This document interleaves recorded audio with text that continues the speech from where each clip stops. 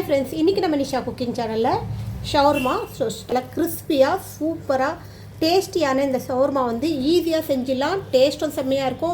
இங்கே பாருங்கள் எந்த அளவு கிறிஸ்பியாக இருக்குது. ஸோ சுட சுட இருக்குது, நல்லா கிறிஸ்பியாக. ஸோ குழந்தைங்க ஸ்கூல் விட்டு வரும்போதோ இல்லை இஃப்தியார் டைம்லையும் இது செஞ்சு கொடுங்க. வாங்க இது எப்படி செய்யலாம்னு பார்க்கலாம். அதுக்கு முன்னாடி எங்கள் சேனல் லைக் பண்ணுங்கள், ஷேர் பண்ணுங்கள், சப்ஸ்கிரைப் பண்ணுங்கள், பெல் பட்டன் ஆன் பண்ணுங்கள், கமெண்ட் பண்ணுங்கள். இந்த ரோல் செய்கிறதுக்கு ஃபஸ்ட்டு மாவு பேசிக்கலாம். நான் கோதுமை மாவும் மைதா மாவும் சேர்த்து எடுத்துக்கிறேன். ஸோ 2 கப் அளவுக்கு கோதுமை மாவுக்கு 1 கப் அளவுக்கு மைதா எடுத்துக்கிறேன். இப்போ இதுக்கு தேவையான அளவு உப்பு சேர்த்துக்குங்க. இப்போ இதில் கொஞ்சம் கொஞ்சமாக தண்ணி ஊற்றி ஒரு டோ ஆட்டம் ரெடி பண்ணிக்கலாம். உப்பு மட்டும்தான் சேர்த்துருக்கேன், வேறு எதுவுமே இதில் நான் சேர்த்துக்கல.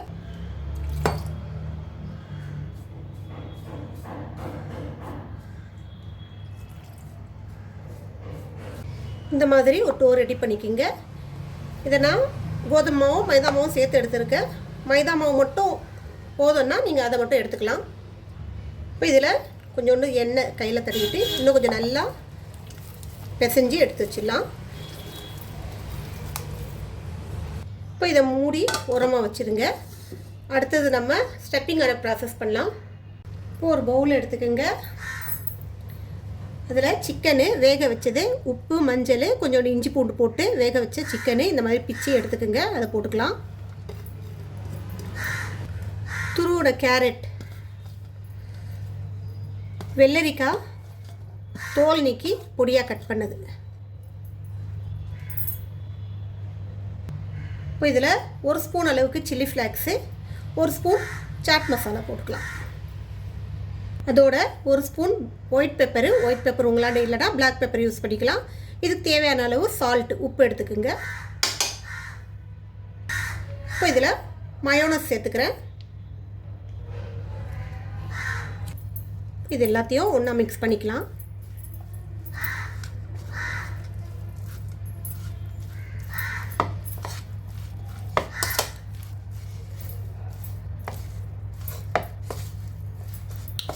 நான் இதில் வெங்காயம் சேர்க்கல, விருப்பம் இருந்தால் வெங்காயம் சேர்த்துக்கோங்க பொடியாக கட் பண்ணி.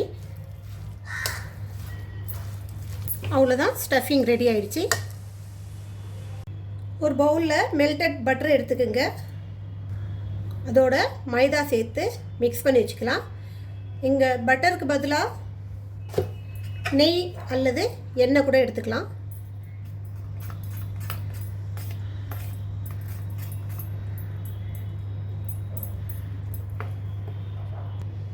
இந்த மாதிரி மிக்ஸ் பண்ணி ரெடி பண்ணி வச்சுக்கோங்க.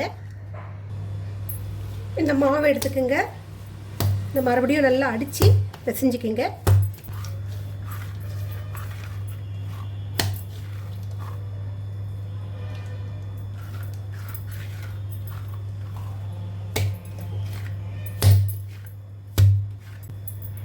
இந்த அளவுக்கு குட்டி குட்டியாக டோ எடுத்துக்கோங்க.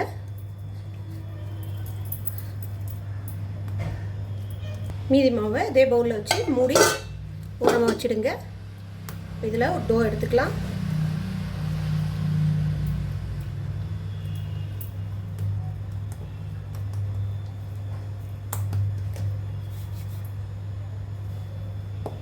இதில் மாவு கொஞ்சோண்டு தெளித்து நல்லா தின்னா உருட்டிக்குங்க.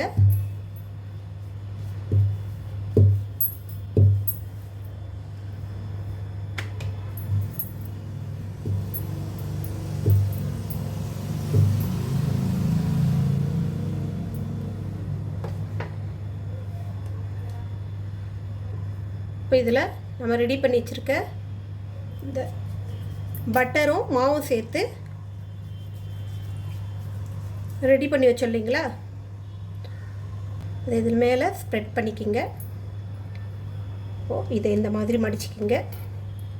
அதுக்கு மேலேயே இதை ஸ்ப்ரெட் பண்ணிக்கிங்க. மறுபடியும் இதை இந்த மாதிரி மடிச்சிக்கிங்க.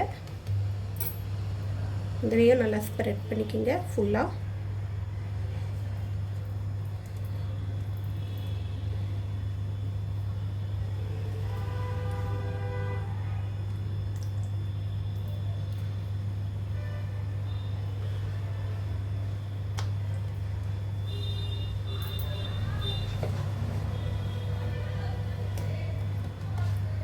மறுபடியும் மாவு கொஞ்சோண்டு தெளித்து இதை உருட்டுங்க.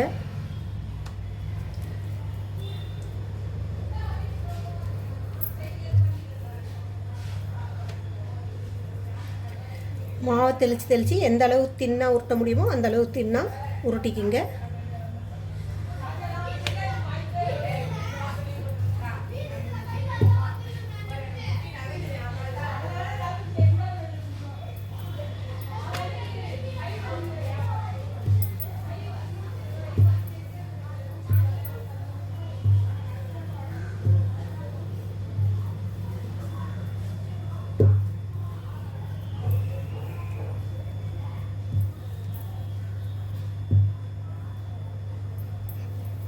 எந்த அளவுக்கு நான் தின்னா உருட்டுறேன்னு பாருங்கள்.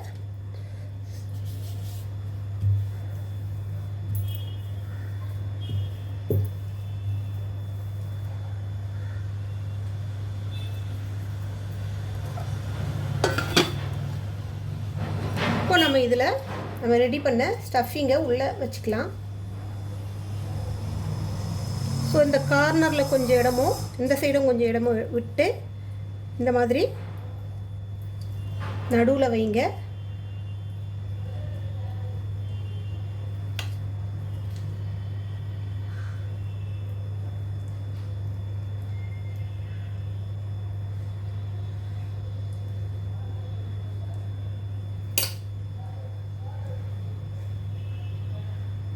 இது இப்படியே மடித்து இந்த பக்கம் ஒரு மடி, இந்த சைடு ஒரு மடி மடிச்சிக்கிங்க. இந்த மாதிரி மடிக்கும்போது சைட்லேருந்து ஓப்பன் ஆகாது. இதை அப்படியே ரோல் பண்ணிக்கோங்க. அவ்வளோதான். இப்போ இந்த ரோலை ஓப்பன் ஆகாமல் இருக்க இந்த இடத்துல கொஞ்சம் இந்த பேஸ்ட்டை தடவிக்கிங்க.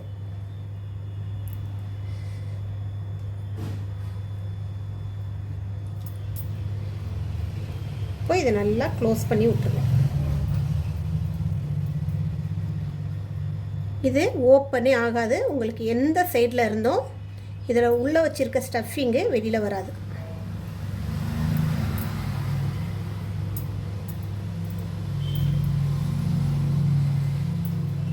அவ்வளோதான். இந்த மாதிரி ரோலு ரெடி பண்ணிக்கிங்க.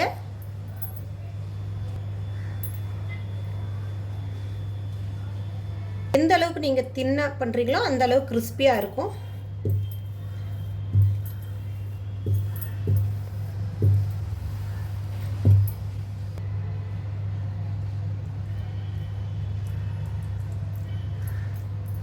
இல்லை இந்த மாதிரி ரெடி பண்ணி ஆயிடுச்சு. உப்புல எண்ணெய் காய வச்சுக்கிங்க. எண்ணெய் நல்லா காய்ஞ்சதும் மீடியம் ஃப்ளேமில் வச்சுக்கோங்க. இப்போ இந்த ரோலை இதில் போட்டுக்கலாம்.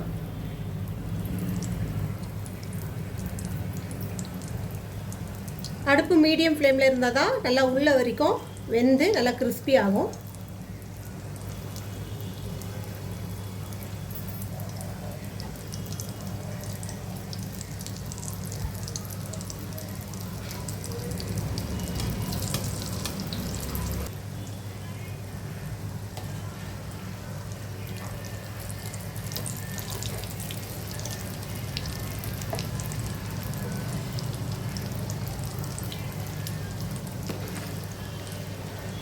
இதே போல் ஃப்ரை பண்ணி எடுத்துக்கலாம். ஸோ கட்டி எதுவுமே ஓப்பன் ஆகாது. ஃப்ரை பண்ணுறதுக்கும் நமக்கு ஈஸியாக இருக்கும். அவ்வளோதான். இந்த மாதிரி நம்ம எல்லா பக்கமும் பெரட்டி விட்டு ஃப்ரை பண்ணோன்னா சூப்பராக நல்லா கிறிஸ்பியாக ஃப்ரை ஆகிடும் உள்ள வரைக்கும்.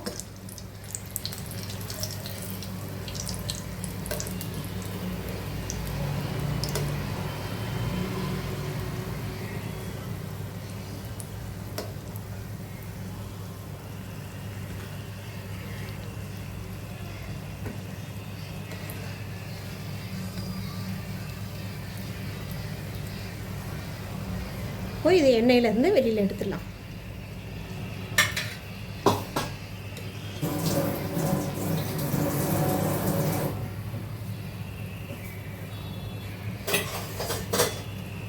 அவ்வளோதான், கிறிஸ்பியான சூப்பரான ஷவர்மா ரெடி ஆகிடுச்சு.